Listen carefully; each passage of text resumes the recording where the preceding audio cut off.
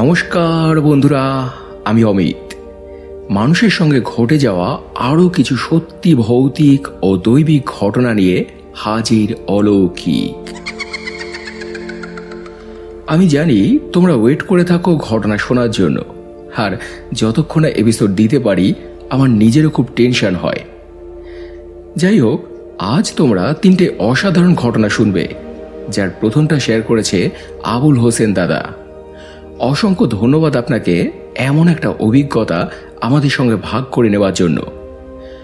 পাশাপাশি বন্ধুরা, তোমাদের বলি, তোমরা যদি লাইক, শেয়ার ও সাবস্ক্রাইব করে পাশে থাকো তাহলে এই পরিশ্রম সার্থক হয়। আর আজকের এপিসোডটা যেহেতু একটু বড় হতে চলেছে, তাই আর বেশি কথা না বাড়িয়ে চলে যাচ্ছি আজকের প্রথম ঘটনায়। মানা না মানা নিজের কাছে, লোকের মাঝে লুকিয়ে আছে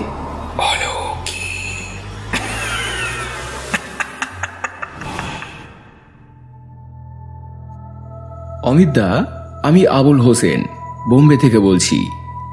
আজ আবার একটা মর্মস্পর্শী ঘটনা নিয়ে হাজির হলাম।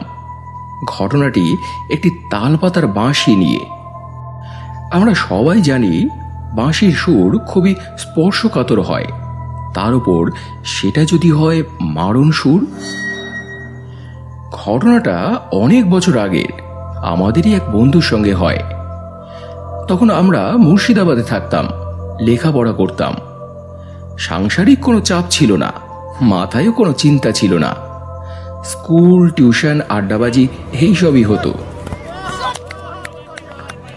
তো আমাদের এক বন্ধু ছিল আজাদ। দেখতেও যেমন সুন্দর, গুণেও তেমন প্রখর। বসে থাকতে থাকতে এমন জিনিস বানিয়ে দেবে তুমি চেয়ে থাকবে। তো এমনই একদিনের ঘটনা। সম্ভবত দিনটা ছিল রবিবার, স্কুল ছুটি। আমরা বন্ধুরা এক জায়গায় বসে তাই গল্প করছি। আজাদ কিন্তু খুব একটা কথা বলছিল না। কটা তালপাতা নিয়ে ও তখন বাঁশি বানাচ্ছিল। মোট 3টে বাঁশি বানালো। 2টো আমাদের দিল আর একটা নিজে নিয়ে বাজাতে লাগলো। বললে হয়তো বিশ্বাস করবে না, এত অপূর্ব সুর আমরা মুগ্ধ হয়ে শুনছিলাম। ও যে এত সুন্দর বাঁশি বাজাতে পারে আমরা আগে জানতাম না। তো খানিকক্ষণ পরে আমরা আবার ফিরে এলাম। পরদিন স্কুল ছিল, কিন্তু ক্লাসে গিয়ে দেখি আজাদ তখন আসেনি। আমরা তো আলোচনা করতে লাগলাম নিজেদের মধ্যে যে হঠাৎ ও এলো না কেন। এভাবে পরপর 2-3 দিন ওর স্কুল কামাই, টিউশনেও যায় না, মাঠেও দেখা হয় না। আমরা ভাবলাম যে শরীর টরীর খারাপ নাকি, চল তো গিয়ে দেখি। তারপর আমরা ওদের বাড়ি গেলাম। ও তখন বাড়িতে ছিল না। ওর বাবা জানালেন, কি বলবো আর আজাদের কথা, কোত্থেকে একটা বাঁশি জোগাড় করেছে, সারাদিন ওই নিয়ে পড়ে থাকে। বাড়ি, ঘর, পড়াশোনা সব একেবারে লাটে তুলে দিয়েছে, আর পারি না ওটাকে নিয়ে। এইসব বলার বাবা তো খুব রাগারাগি করতে লাগলেন। তো আমরা এরপর আজাদকে খুঁজতে বেরোলাম। গিয়ে দেখি বাগানের মধ্যে তেঁতুল গাছ তলায় বসে আজাদ বাঁশি বাজাচ্ছে। আমরা যে এসব পেছনে দাঁড়িয়েছি একবারও ঘুরে দেখার প্রয়োজন মনে করল না। উল্টে আমরা যেসব কথা শুনলাম, শুনে তো আমরা সবাই থ। এসব কি বলছে আজাদ? বলছে, তুমি এসেছো শিউলি, আমি জানতাম তুমি আসবে। আমার বাঁশির সুর শুনে যে কবর থেকে উঠে আসতে পারে, আর যাই হোক সে আমায় ভুলতে পারে না। আজকাল আমার কিছু ভালো লাগে না জানো, এই পৃথিবীটা আমার আর ভালো লাগছে না। তোমার দুনিয়ায় আমাকে নিয়ে যাবে? চলো না আমায় নিয়ে, আমরা একসঙ্গে থাকবো। আজাদের মুখে এসব শুনে আমরা তো রীতিমতো আতঙ্কিত। গায়ে কাঁটা দিচ্ছিল আমাদের। কেন জানি না আমাদের মনে হচ্ছিল আশেপাশে আরো কারো যেন উপস্থিতি আছে। যাকে আমরা দেখতে পাচ্ছি না, যাকে শুধু আজাদই দেখতে পাচ্ছে, নিঃসন্দেহে সেই হলো শিউলি। আমরা তখন নিঃশব্দে ওখান থেকে সরে আসি। তারপর বন্ধুরা আলোচনা করি, এই আজাদ কোন শিউলির কথা বলছে রে? আমাদের শিউলি, আমাদের এক ক্লাস নিচে পড়তো যে মেয়েটা, পঞ্চায়েত মেম্বারের মেয়ে। ওরাও তখন আমার কথায় সায় দিল, আরে হ্যাঁ, আর কে হবে, আজাদ তোর রূপে পাগল ছিল, দেখতিস না? আমি বললাম, কিন্তু ও তো অসুখে মারা গেছে। ওরা বলল, তাই তো, আজাদ বলল শুনলি না, কবর থেকে উঠে এসেছো তুমি, শুনলি না বলল? হ্যাঁ শুনলাম তো সবই, কিন্তু এখন আমাদের কি করা উচিত তাহলে? অনেক ভেবে আমরা মনস্থির করলাম যে ব্যাপারটা আজাদের বাড়িতে জানানো উচিত। তো ঘটনাটা ওর বাড়িতে বললে ওর মা বাবা তো মস্ত চিন্তায় পড়লেন, কি করবেন বুঝতে পারছিলেন না। পরদিন শুনেছিলাম আজাদের বাবা ওর মামা বাড়ির ওখান থেকে একজন পীর বাবাকে নিয়ে এসেছিলেন। চুপিসারে তিনি আজাদকে পর্যবেক্ষণ করেন। তারপর যা জানান তার রীতিমতো আশঙ্কার। বলেন, জানি না এই সুর ও কোত্থেকে শিখলো, কে ওকে শেখালো। আমাদের ভাষায় একে বলে মারণ সুর। এই সুরে জিন আসে, এই সুরের প্রভাবেই মেয়েটি এসেছে। এখন যদি ওকে তাড়ানোর চেষ্টা করা হয় তাতে কিন্তু হিতে বিপরীত হবে, একে শুদ্ধ নিয়ে যাবে ও। তাই যা করতে হবে অতি সাবধানে। মন দিয়ে শুনুন কি করতে হবে। বৃহস্পতিবার শুদ্ধ বস্ত্র পরিধান করে ওই কবর থেকে এক মুঠো মাটি তুলে আনবেন। যখন যাবেন বা যখন মাটি নিয়ে ফিরবেন কারোর সঙ্গে কিন্তু কোনো কথা বলবেন না। হয়তো আপনাকে ভয় দেখানোর চেষ্টা করবে, বাধা দেওয়ার চেষ্টা করবে, কিন্তু বিচলিত হবেন না। তারপর সেই মাটি এনে একটা নতুন মাটির হাঁড়িতে রেখে দেবেন, সঙ্গে এই চূর্ণগুলো মিশিয়ে দেবেন। তারপর কাক ভোরে উঠে সোজা চলে যাবেন পুকুরে। খেয়াল রাখবেন আপনার আগে যেন আর কেউ স্নান না করে থাকে ওই পুকুরে। তারপর হাঁড়িটা নিয়ে আবার যাবেন কবরস্থানে, মাটিগুলি ওই কবরের উপরে আবার দিয়ে দেবেন, আর 3 বার অনুরোধ করে বলবেন ছেলেকে ছেড়ে দিতে। দিয়ে বাড়ি ফিরে আসবেন, আর পেছনে ঘুরে তাকাবেন না। যথাযথ যদি এই কাজগুলি করতে পারেন তবেই একমাত্র ছেলে বাঁচবে। মনে রাখবেন, যদি কিছু ভুল ত্রুটি হয় তাতে কিন্তু আরো ক্ষতি হবে ওর।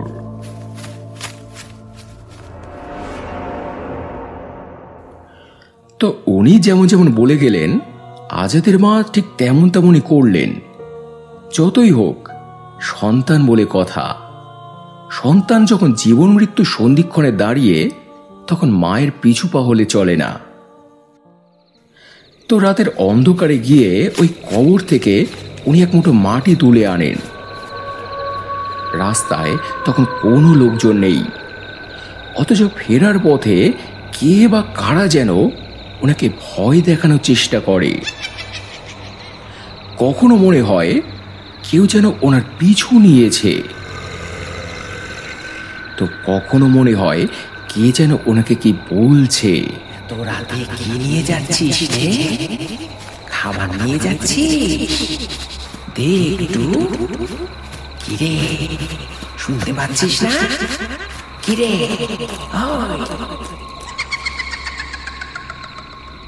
উনি সবই শুনতে পাচ্ছিলেন, কিন্তু ওসব পাত্তা দিলেন না। ভয়ে জোর পায়ে হেঁটে উনি বাড়িতে চলে এলেন, কারণ উনি বুঝতে পেরেছিলেন কেউ ওনাকে দিয়ে কথা বলানোর চেষ্টা করছিল, আর ওনার তো কথা বলা বারণ। তো তারপর ওই মাটিটা একটা মাটির হাঁড়ির মধ্যে রেখে তাতে পীর বাবার দেওয়া সেই চূর্ণগুলো মেশালেন। তারপর কোনো রকমে রাতটা কাটিয়ে কাক ভোরে উঠে আবার চলে গেলেন পুকুরে।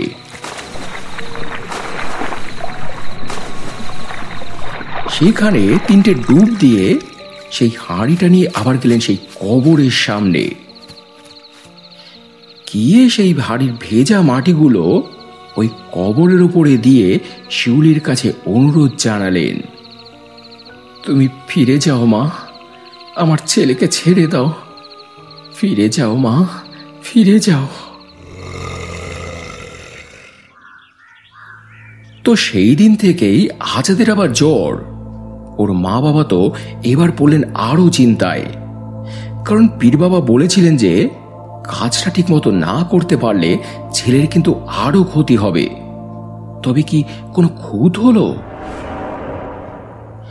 তখন তারা আবারও গেলেন সেই পীর বাবার কাছে।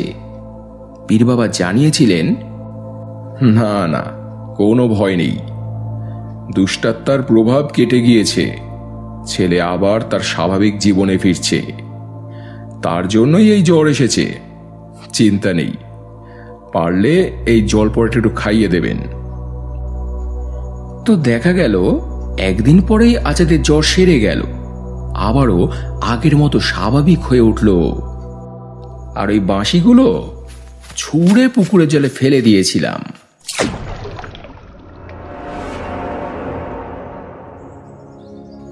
তো এই ছিল বন্ধুরা আজকের প্রথম ঘটনা।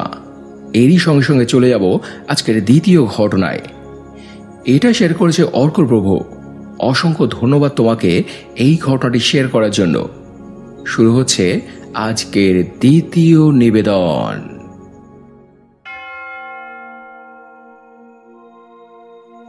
নমস্কার অমিতদা, জয়গুরু বন্দে পুরুষোত্তমম। আমি অর্কপ্রভু নস্কর, কলকাতা ঢাকুরিয়া থেকে বলছি। দাদা, আজ তোমাকে আবার একটা ছোট্ট ঘটনা শেয়ার করতে এসেছি। তোমাকে তো আগেই বলেছি আমার বাবা কর্মসূত্রে দুর্গাপুরে থাকতেন। যে কোয়ার্টারে উনি থাকতেন জায়গাটা মোটেই নিরাপদ ছিল না। না, ভূত প্রেত চোর ডাকাতের কোনো ভয় নয়, সেই কোয়ার্টারে খুব সাপের উপদ্রব ছিল। আনাচে কানাচে যেখানে সেখানে সাপ দেখা যেত। প্রায় শোনা যেত এর রুমে সাপ, ওর রুমে সাপ। কোত্থেকে যে এত সাপ আসতো কেউ কিছু বুঝতে পারতো না। ধারে কাছে কোনো ঝোপ জঙ্গলও কিন্তু ছিল না। তখন একদিন সবাই মিলে একটা মিটিং করলেন। ঠিক হলো ওখানে একটা মা মনসার মন্দির করা হবে, তাতে হয়তো সব ঠিক হয়ে যেতে পারে। তো এরপরে চাঁদা তুলে একটা মন্দির বানানো হলো। রোজ সেখানে মায়ের পুজো হতো। হ্যাঁ, উপদ্রব একটু কমেছিল ঠিকই, কিন্তু পুরোপুরি কমেনি। তারই মধ্যে আবার একদিন একটা ঘটনা ঘটে। বাবাদের কোয়ার্টারে যিনি সিকিউরিটি ছিলেন সেদিন রাতে উনি একটা আশ্চর্য জিনিস দেখেন। রাত তখন 1টা মতো বাজে। বাইরের দিকে মুখ করে একটা চেয়ার নিয়ে উনি বসেছিলেন। এমন সময় হঠাৎই উনি একটা শব্দ শুনতে পান, একটা নূপুরের শব্দ। ওই শুনে উনি তো সজাগ হয়ে উঠলেন, ভাবলেন যে এত রাতে আবার কে এলো। তারপর তাকিয়ে দেখেন ওই মন্দির থেকে একজন ভদ্রমহিলা বেরিয়ে আসছেন। পরনে একটা লাল পাড় শাড়ি, চুল ছাড়া, আর অজস্র গয়না গায়ে। উনি ভাবেন যে কে এই মহিলা, এত রাতে কি করছেন এই মন্দিরে, কিছু চুরি টুরি করে নিয়ে পালাচ্ছেন নাকি। ভেবে উনি যেই আওয়াজ দিতে যাবেন তখন একটা জিনিস ওনার চোখে পড়ল। মহিলাটির একটা চোখ কানা, মনিটা সাদা। ওই দেখে উনি তো থমকে গেলেন। ওনার মনে পড়ল মা মনসারও তো একটা চোখ অন্ধ, তাই না? এসব ভাবতে ভাবতে মহিলাটি হঠাৎ যে কোথায় মিলিয়ে গেল উনি আর সেটা খেয়াল করতে পারলেন না। পরদিন কোয়ার্টারের সবাইকে উনি জানালেন ব্যাপারটা। রাতে কি হয়েছিল জানেন? আপনারা তো সবাই ঘুমিয়ে পড়েছিলেন, আমি তখন এখানে বসা। হঠাৎ একটা নূপুরের আওয়াজ পেলাম, তাকাতেই দেখি ওই মন্দির। এটা শোনার পর সবাই তো আশ্চর্য হয়ে গেলেন। মা তাহলে সত্যি এই মন্দিরে আছেন? এখানে এত সাপ, মা নিজে এখানে থাকেন, তাহলে কারণ তো কিছু একটা নিশ্চয়ই আছে। কিন্তু কোনো কারণ আজ অবধি জানা যায়নি। যারা এখনো এই কোয়ার্টারে থাকেন সবটা জেনেই থাকেন।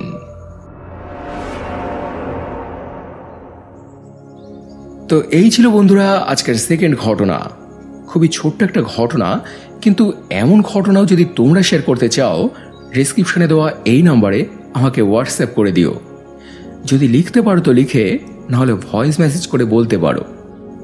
এবারে বিশ্বজিৎকে অসংখ্য ধন্যবাদ জানাই এই ঘটনাটি শেয়ার করার জন্য। শুরু হচ্ছে আজকের তৃতীয় নিবেদন।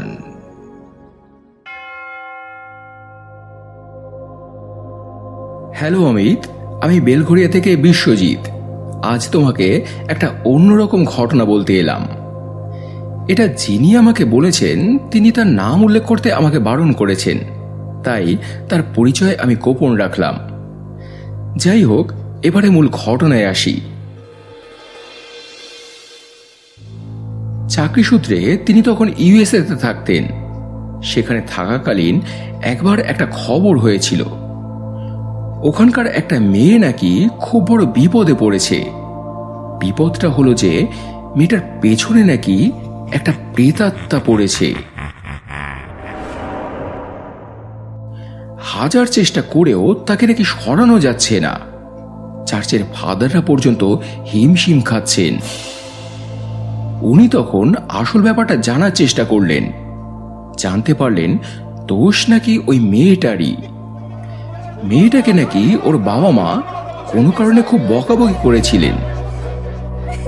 তাতেই মেয়েটা এতটা উত্তেজিত হয়ে যায় যে নিজের মৃত্যু কামনা করতে থাকে। আমরা যেমন বলি আর কি, এত মানুষ মরে কিন্তু আমার মরণ হয় না, আমি মরলে বেঁচে যেতাম, সেই রকমই মেয়েটা ওদের গোরস্থানে গিয়ে এসব কথা বলতে থাকে। এখানে এত মানুষের জায়গা হয়, আমার হয় না কেন? কেউ কি আমাকে একটু জায়গা দিতে পারবে তোমরা? প্লিজ প্লিজ আমাকে মুক্তি দাও, আর পারছি না আমি, এবার আমাকে টেনে নাও, এখানে টেনে নাও। আসলে হয়তো ও আবেগের বশে এসব বলে ফেলেছিল, ভেবেচিন্তে বলেনি, আর এটাও বোঝেনি যে এরপর ব্যাপারটা এতটা সিরিয়াস হয়ে উঠবে। ওর এই কথা শুনে ওর সামনে থাকা একটা কফিন তখন জেগে উঠেছিল।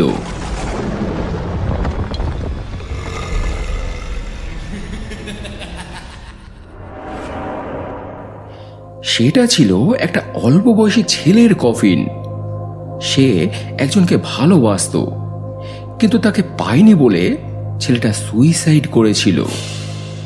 যখন মেয়েটা এসব কথা বলছিল তখনই সে জেগে উঠেছিল, কিন্তু মেয়েটা সেটা বুঝতে পারেনি। বুঝতে পারলো 2-1 দিন পর। ওর মনে হতো যে ও একা থাকলেও ওর আশেপাশে যেন আরো কেউ আছে। মাঝে মাঝে ফিস ফিস করে 2-1টা কথা ওর কানে আসতো।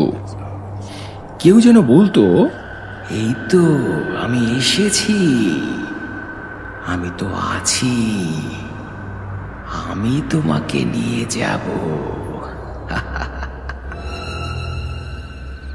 তারপর আবার একদিন রাতে ও যখন ঘুমিয়েছিল, ঘুমের চোখে হঠাৎই চোখ খুলে দেখে 22-23 বছরের একটা ছেলে ওর পাশে শুয়ে আছে।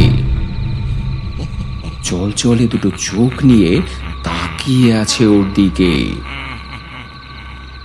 ওই দেখে তো ও তখন একটা চিৎকার করে ঘর থেকে বেরিয়ে যায়। পরক্ষণেই যখন ওর মা বাবা ওকে নিয়ে রুমে আসেন, দেখেন যে রুমে কেউ নেই, রুম পুরো ফাঁকা। রোজই টুকটাক এরকম নানান ঘটনা ঘটতো। কখনো কেউ ওকে ধাক্কা দিয়ে ফেলে দেওয়ার চেষ্টা করত, তো কখনো ঘুমের মধ্যে কেউ যেন ওর গলা টিপে ধরত। এক কথায় কে যেন ওকে মেরে ফেলার চেষ্টা করছিল। তখন মেয়েটাকে নিয়ে ওর মা বাবা সেসব দিয়ে একটা চার্চে গেলেন। চার্চের ফাদারকে সব কথা জানালেন তারা। তিনি সব দেখে শুনে জানান, ওর নিজের দোষেই ওর এই অবস্থা।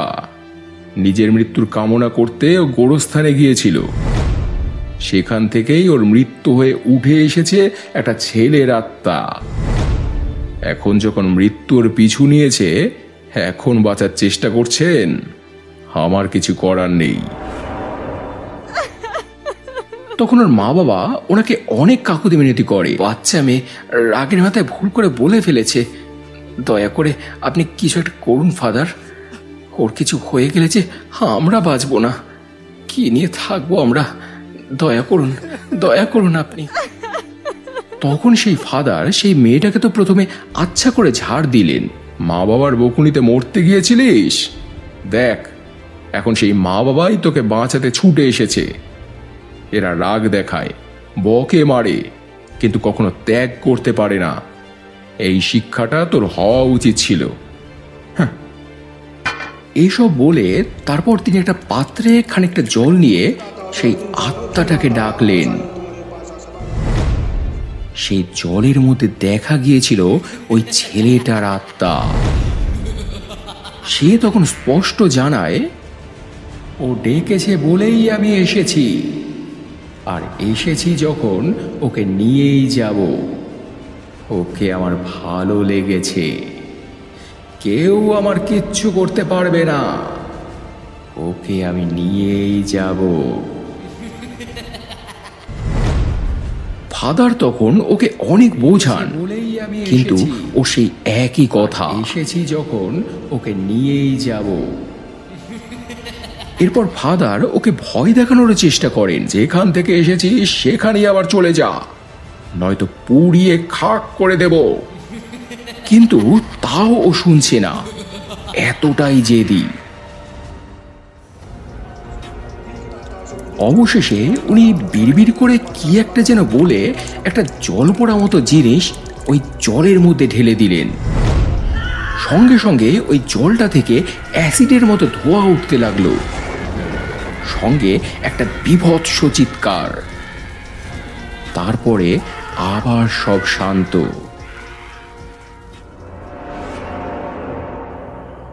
সবাই তখন ভাবে যে মেয়েটা এবার বিপদমুক্ত, আর ভয় নেই, চলে গিয়েছে সেই আত্মা। সত্যি সত্যি এরপর কিছুদিন যাবৎ আর কোনো সমস্যা ছিল না। মেয়েটা কলেজে যেত, রাতে একাই ঘুমোতো, কোনো সমস্যা হতো না।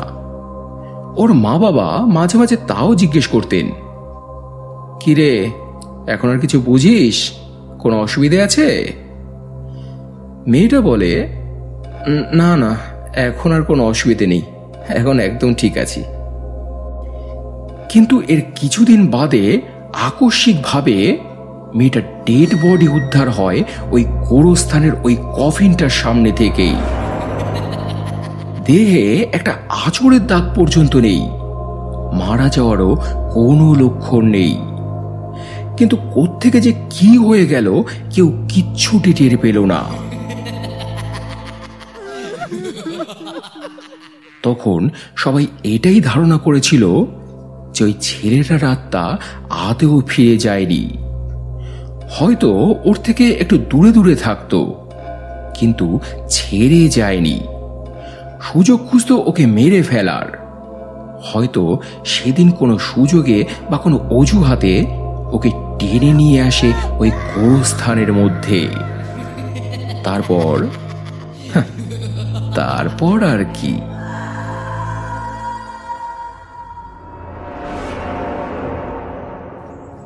তো এই ছিল বন্ধুরা আজকের তৃতীয় ঘটনা। ভৌতিক ঘটনা আমি সাধারণত লাস্টে শোনাই না, কারণ এটাই যদি অলৌকিকের শেষ এপিসোড বা আমার জীবনের শেষ কাজ হয় তাহলে সেটা নেগেটিভ কেন হবে। কিন্তু আজ শোনালাম কারণ এটা খুবই শিক্ষামূলক একটা ঘটনা। আমরা না ভেবেচিন্তেই অনেক সময় অনেক কথা বলে ফেলি, নিজের বা অন্যের মৃত্যু কামনা করি। মৃত্যু যখন সত্যি আমাদের সামনে এসে দাঁড়ায় তখন বাঁচার খুব ইচ্ছে হয়। তাই তো রবীন্দ্রনাথ লিখেছিলেন, মরণ এলে হঠাৎ দেখি মরার চেয়ে বাঁচতে ভালো। তো কেমন লাগলো তোমাদের আজকের ঘটনাগুলো কমেন্টে জানিও। ভালো লাগলে ফেসবুক, ইনস্টাগ্রাম বা পরিচিত মানুষদের সঙ্গে শেয়ার করে নিও। এবারে গত এপিসোডে শিব মুভিজ থেকে লিখেছে, অসাধারণ লাগলো আজকের ঘটনা, সত্যি ইউনিক ছিল। বর্ষা চ্যাটার্জি লিখেছে, আবার চলে এলাম ঘটনা শুনতে, জানি ভালো হবে। পিটু সাহা লিখেছে, আমার খুব ভালো লাগে তোমার এপিসোডগুলো, চালিয়ে যাও। মৌসুমী মুখার্জি লিখেছে, তোমার ঘটনাগুলো দারুণ লাগে, বিশেষ করে তোমার কণ্ঠে আরো সুন্দরভাবে ফুটে ওঠে। অনিমেষ কোলে লিখেছে, দাদা তোমাকে ধন্যবাদ জানাতে চাই আমাদের এত অলৌকিক অ্যান্ড সত্যি ঘটনা শোনানোর জন্য। তামিনী পাল লিখেছে, এই ধরনের ঘটনা শুনতে খুব ভালো লাগে, তোমার কণ্ঠস্বরে ঘটনাগুলো যেন জীবন্ত হয়ে ওঠে। এছাড়াও রুদ্র ব্যানার্জি লিখেছে, আমার এক পিসি আছেন তোমার বড় ভক্ত, তার নামটা একবার নিও। কবিতা রায়চৌধুরী, বেলগাছিয়া থেকে। নমস্কার পিসিমা, আমার প্রণাম নেবেন, আশীর্বাদ করবেন যেন আপনাদের এই ভালোবাসার মর্যাদা রাখতে পারি। ভালো থাকুন, সুস্থ থাকুন, এই প্রার্থনা করি। এছাড়াও আরও কমেন্ট করেছ অর্কপ্রভ নস্কর, রোহিণী মালিক, সৌরভ রয়, জয়া বণিক, মনীষা কাকিমা, অজন্তা হোড়ে, রাকেশ রাউত, গীতাদি, Abul Hossain, Abhijit Bhowmik, Mithun Pal, Sohini Bakshi, Madhabi Das, Rupamoni blogs, Sudeshri Sinha Roy, Bengali 676, Riya Sarkar, Ronit, Suparna Ghosh, Amitabh De, Malabika, TN তিরুম, Amit Sinha, Antarshil, mister golden falcon, Tithidhar, Anushree Ghosh, Akshay Adhikari সহ অসংখ্য অসংখ্য প্রিয় বন্ধুরা, তোমাদের সবাইকেই অসংখ্য অসংখ্য ধন্যবাদ আর বুক ভরা ভালোবাসা জানিয়ে আজকের এপিসোড এখানে শেষ করছি বন্ধুরা। আবার দেখা হবে মঙ্গলবার আরও একটা জমজমাট অলৌকিক এপিসোড নিয়ে। সবাই খুব ভালো থেকো এবং ভালোবাসা নিও। ধন্যবাদ।